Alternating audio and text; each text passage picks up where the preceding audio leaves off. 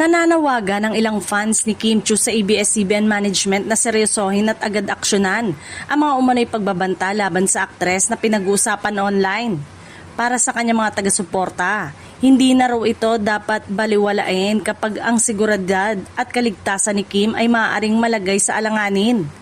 Nagsimula ang pag-alala ng ilang fans matapos kumalat online ng ilang komento at pahayag na hindi nuturing nilang makabahala. Bagamat hindi malinaw kung gaano kaseryoso o kapanipaniwala ang mga naturang pahayag. Iginiit ng supporters na mas mabuting maging maingat kaysa ipagsawalang bahala ang anumang posibleng banta.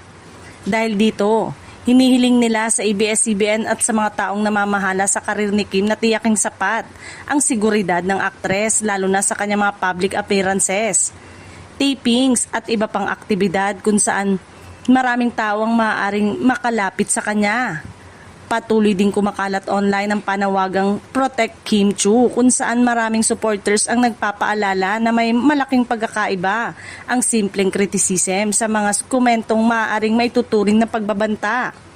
Anila, normal lamang na magkaroon ng pagkakaibang opinyon tungkol sa isang celebrity, pero hindi dapat humantong sa puntong may pangamba na para sa kanyang kaligtasan. May ilan ding nananawagan sa kapwa netizen na maging responsable sa kanilang mga ipinopost at sinasabi online.